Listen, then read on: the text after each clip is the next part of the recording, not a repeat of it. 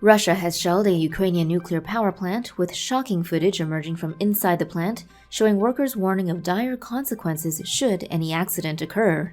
Here's what that means. The International Atomic Energy Agency has expressed grave concern over Russia's capture of the Zaporizhzhia nuclear power plant, the largest in Europe.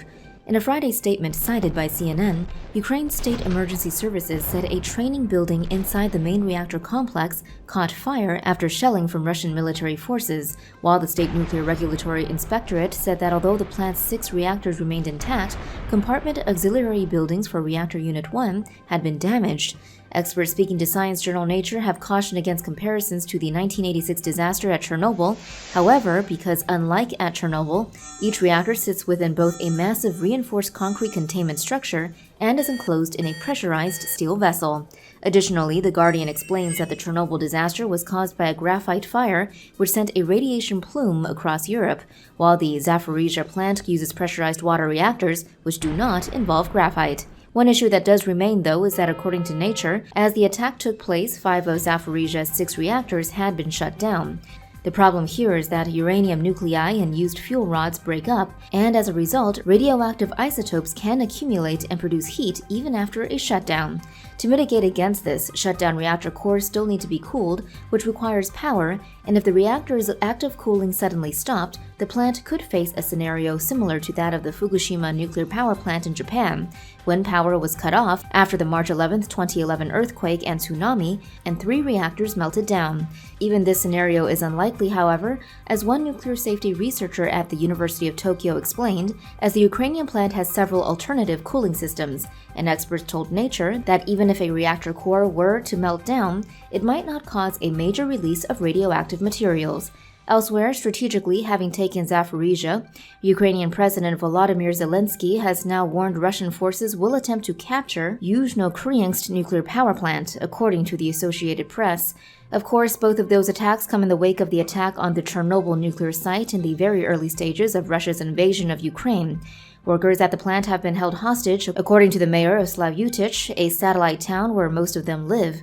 Speaking to Ukrainian public broadcaster UAPBC about the site of the infamous 1986 disaster, he said, "We can't replace people. They have been working their shift for 10 days already. They divided into 2 groups, replacing each other, but they are exhausted, mentally, physically, and emotionally."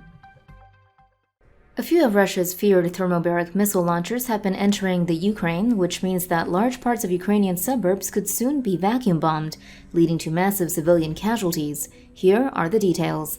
The Guardian reports that Ukraine's ambassador to the U.S. says Russia has started using thermobaric weapons to bomb Ukrainian cities.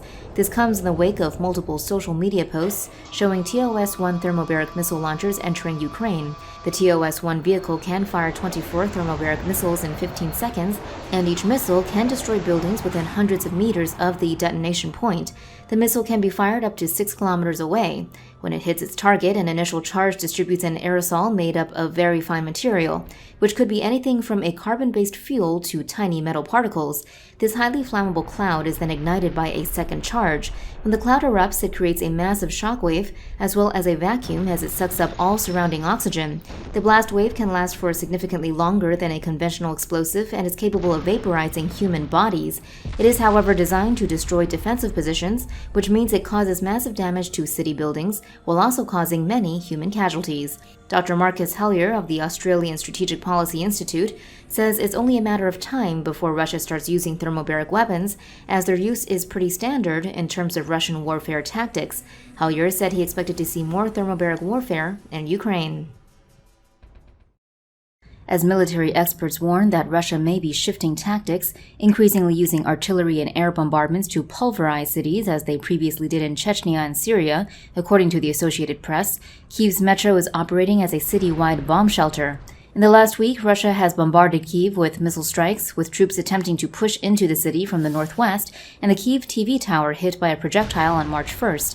The New Yorker explains that the situation is seeing metro stations in Kyiv fill with as many as 15,000 civilians every night in search of safety. The system of 52 metro stations is home to famous historic features dating back to the Soviet era. Its Arsenala station is the deepest in the world at 105 meters below ground level. Reuters reports that U.S. President Joe Biden's recent gift to Ukraine of $350 million worth of U.S. weapons brings the total of U.S. assistance package to $1 billion over just the last year. The donation includes a large number of Javelin anti-tank weapons. The Javelin system has a day sight as well as an infrared sight for targeting armored vehicles at night. The missile's computer locks onto the target. A small charge blasts out of the tube before the powerful rocket engine ignites. Here, the folded fins pop out to steer the weapon to the target. The weapon can be fired directly at buildings, or the operator can set it to top attack mode, in which case the missile flies up to 150 meters before slamming down on a tank from above. Once it gets close to the target, the missile's first warhead detonates to activate the tank's reactive armor. After the reactive armor explodes, the main warhead detonates against the tank's thin top armor, where the shaped charge of the warhead punches a hole through the armor, causing the tank's ammunition to detonate. The U.S. Justice Department is launching a special unit to enforce sanctions against Russian government officials and oligarchs, targeting their yachts and other assets. The U.S. has already joined the European Union and other allies in targeting Russian elites and their family members with sanctions including freezing assets. Now, as Rolling Stone reports, Alisher Usmanov's yacht was seized by German authorities Wednesday. It is launching its klepto capture task force to enforce its sanctions. Anger against those seen as playing a part in the Russian invasion of Ukraine has been widespread even outside of state actors, with a Ukrainian sailor arrested Saturday in Spain after admitting to trying to sink a yacht owned by the head of a Russian state arms firm, stating it was retaliation for the invasion. Responding to the change in mood, at least 5 super yachts owned by Russian billionaires were in the Maldives on Wednesday, which does not have an extradition treaty with the U.S., according to Reuters. The basis for the state-based economic sanctions aimed at oligarchs and their families is, according to CNN, that they can unsettle a very personal element of the Russian economy, in which Vladimir Putin's so-called inner circle and the family members tied to them represent an extraordinary consolidation of wealth and power inside the country. As Russia's invasion of Ukraine enters its second week, the Washington Post explains that many of Russia's billionaires have served high up in Putin's government or been instrumental in providing financing either for the Russian president personally or his government's efforts abroad, according to EU officials. As fighting continues as part of the Russian invasion of Ukraine, some of the men sent to assassinate Ukrainian President Volodymyr Zelensky, an elite unit of Chechen soldiers, have themselves been eliminated, according to Ukraine's Secretary of the National Security and Defense Council, cited by Ukrainian news outlet The New Voice of Ukraine.